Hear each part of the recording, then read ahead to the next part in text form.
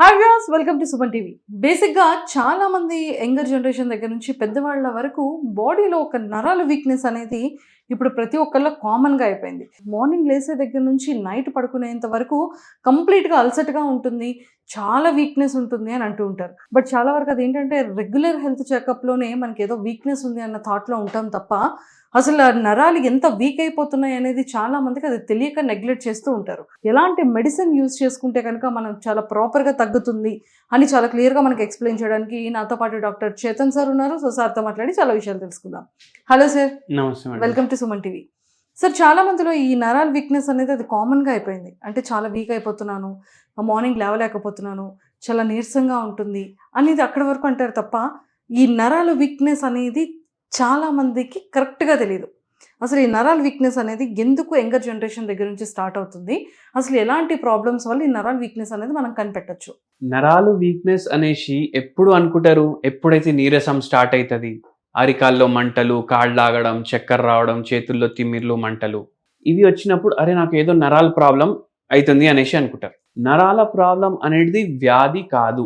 నరాల ప్రాబ్లం ఏదైతే ఉంటది కదా! అది వ్యాధే కాదు. మళ్ళీ ఏంది ఎందుకొస్తుంది? అది లక్షణం. ఇప్పుడు జ్వరం వచ్చిందనుకోండి. చేతులు లాగడం, కాళ్ళు లాగడం ఉంటాయా లేదా? అవును. అట్లా. మళ్ళీ ఇది క్రానిక్‌గా వస్తుందనుకోండి. అంటే జ్వరం వస్తే 5, 6 రోజులు ఉంటది, తగ్గిపోతది. అప్పుడు నరాల నొప్పులు కూడా తగ్గిపోతాయి. కానీ ఇది రెగ్యులర్‌గా వస్తుంది పేషెంట్‌కి. అయితే దాని అర్థం ఏంది? ఏదో వేరే వ్యాధి వచ్చింది మనిషికి. ఆ వ్యాధి వల్ల ఈ లక్షణాలు మనకు కనిపిస్తున్నాయి. ఇప్పుడు యంగర్ జనరేషన్ వాళ్ళకి కూడా వస్తున్నాయి. యంగర్ జనరేషన్‌కి ఎప్పుడొస్తాయి? బి12 డెఫిషియన్సీ వల్ల, మళ్ళా సరిగా నిద్ర లేకపోతే, డి విటమిన్ డెఫిషియన్సీ, మళ్ళీ అదే కాకుండా బి కాంప్లెక్స్ ఓవరాల్ మనకు హెల్ప్ చేస్తది. అది ఓవరాల్ తక్కువుంటే కూడా ఈ నరాల ప్రాబ్లం వాళ్ళకు ఫేస్ చేస్తారు.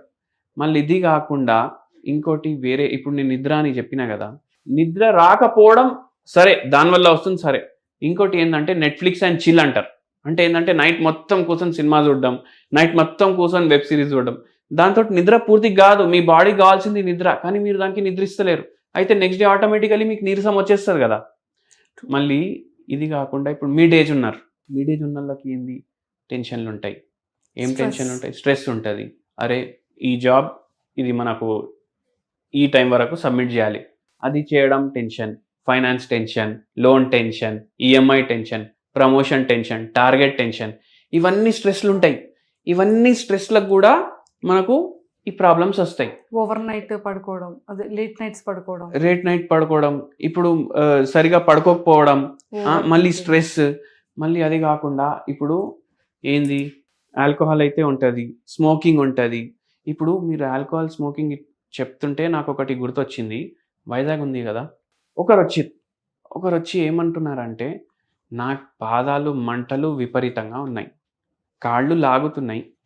చెప్పు యేసుకొని నడుస్తున్నా కానీ చెప్పు లేనట్టు ఫీలింగొస్తుంది." చెప్పు యేసుకొని నడుస్తున్నాడాయన.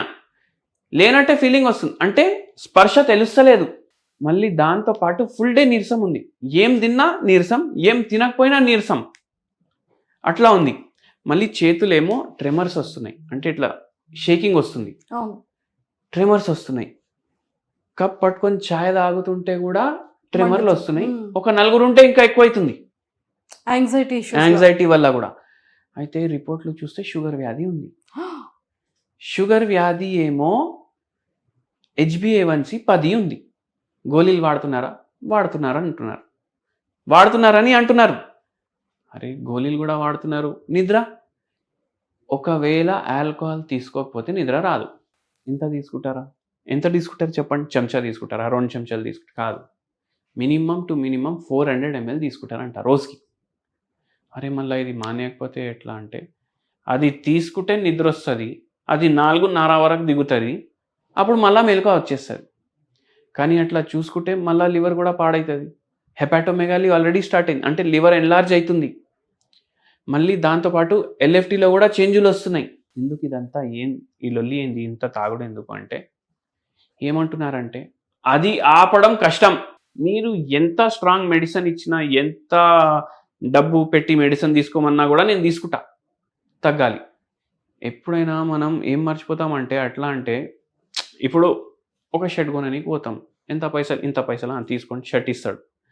అది ఆయుష్యం అయితే మనకట్లా రాదు గదా! ఆరోగ్యం కూడా అట్లా రాదు కదా. మీరు ఎంత డబ్బు ఖర్చు పెట్టినా మీ మేనేజ్మెంట్ చక్కగా లేకపోతే ప్రాబ్లం అయిపోతుంది.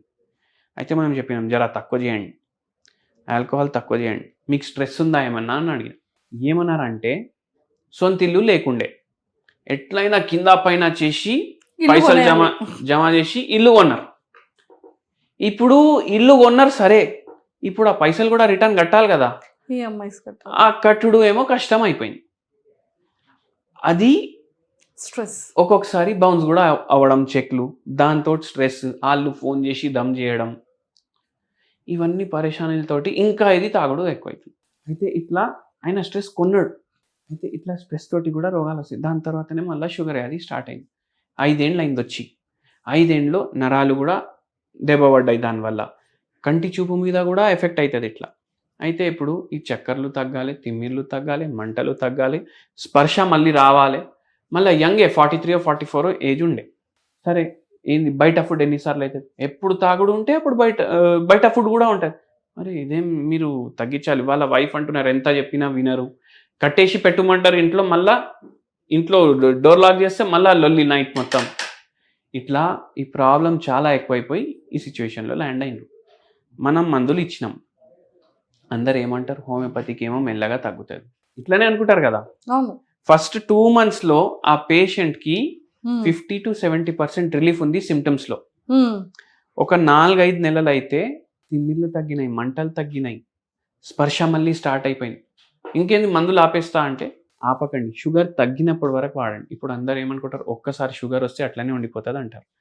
షుగర్ వ్యాధి కూడా రివర్స్ అయింది, కానీ 3 ఏళ్ళు పడ్డది. మీకు చెప్తే అరే ఇట్లా కూడా ఉంటుందా అంటే, ఇది ఆల్కహాల్ తీసుకోవడం కూడా అడిక్టివ్ డిజార్డర్, అది కూడా ఆయన పూర్తిగా మానేసింది. అంటే హోమియోపతి అంత స్ట్రాంగ్ ఉంటుంది, జనాలకు తెలియదు అట్లా. సో ఇప్పుడు కరెక్ట్గా ఇప్పుడు మీరు చెప్పే మెడిసిన్ అనేది ఎన్ని డేస్లో కనుక తీసుకోగలిగితే ఈ యాంగ్జైటీ ఇష్యూస్ కానివ్వచ్చు, ఈ వీక్నెస్ కానివ్వచ్చు, ఈ స్ట్రెస్ లెవెల్స్ తగ్గి వాళ్ళు హెల్తీగా ఉంటారంటారు. పేషెంట్ టు పేషెంట్ వేరే ఉంటుంది. ఇప్పుడు జస్ట్ షుగర్ వ్యాధి స్టార్ట్ అయింది, కొన్నే రోజులైంది, మనం చెప్పిన మేనేజ్మెంట్ కూడా మొత్తం వింటున్నారు, 6 నెలల్లోనే మంచిగా అయిపోతుంది. 6 months. ఒకవేళ body depends on body, depends upon the disease condition, ఎంతవరకు డ్యామేజ్ అయింది బాడీలో అనేసి. True. కానీ మనకు లక్షణాల్లో వారం 10 రోజుల్లోనే తేడా అనేది తెలుస్తుంది. యా, అంటే దీనికి యాంగ్జైటీకి సపరేట్ మెడిసిన్ ఉందా సార్? యాంగ్జైటీ అని ఇప్పుడు ఎట్లుంటుంది, యాంగ్జైటీ కోసమే హోమియోపతిలో 1500 మెడిసిన్లు పైన అయినాయి. ఓ, ఇప్పుడు ఈ మధ్య ఒక 5-6 ఏళ్ల నుంచి కోవిడ్ తర్వాత మీరు వింటున్నారు anxiety, mental health, depression, palpitations, panic attacks, ఇవన్నీ ఇప్పుడే వింటున్నారు కదా. హోమియోపతి 200 ఏళ్ళ పైన అయింది ఇప్పుడు వచ్చి. అప్పటి నుంచి ఈ యాంగ్జైటీకి, డిప్రెషన్కి, పానిక్ అటాక్స్కి, స్కిజోఫ్రేనియాకి, బైపోలర్, అప్పటి నుంచి రీసెర్చ్ జరుగుతూనే ఉంది. ఎందుకంటే మేము ఏం నమ్ముతామంటే మైండ్ ఏ కాజ్ అన్ని డిసీజ్లకు, స్ట్రెస్ ఉంటేనే కదా ఇవన్నీ అయ్యేది. సో మైండ్ అనేది ప్రాపర్గా వర్క్ చేస్తే టోటల్ డిసీజెస్ అన్ని అన్ని పోతాయి. మంచిగా ఉంది. ఏముంది ఈఎంఐ కట్టుకుంటా 5వ తారీఖు 4వ తారీఖు నైట్ 12:30 వరకు కూడా పైసలు లేకపోతే టెన్షన్ ఉండొద్దు మనిషికి. ట్రూ. అట్లా ఉంటే రోగాలు రావు. ఇప్పుడు మైండ్ ప్రాబ్లం ఉంటేనే లైఫ్ స్టైల్ చేంజ్ అవుతుంది. True. అయితే అట్లా. Super, thank you sir, thank you so much. So చూసారు కదా, మనకి ఏంటంటే మెడిసిన్ కన్నా చాలా ఇంపార్టెంట్ అయిన థింగ్ ఏంటంటే మన మెంటల్ స్ట్రెస్ అనేది రిలాక్స్డ్గా ఉండి మన మైండ్ మనం పీస్గా ఉన్నట్టయితే కనుక అన్ని డిసీజెస్కి చెక్ పెట్టచ్చు అంటున్నారు డాక్టర్ గారు. So health is wealth. So అందుకనే ఖచ్చితంగా ఎలాంటి డిసీజెస్తో ప్రాబ్లమ్ ఫేస్ చేస్తున్నా వెంటనే కింద స్క్రోల్ అవుతున్న కాంటాక్ట్ నెంబర్కి ఇప్పుడే కాంటాక్ట్ అయ్యి అపాయింట్మెంట్ తీసుకోండి. Thank you.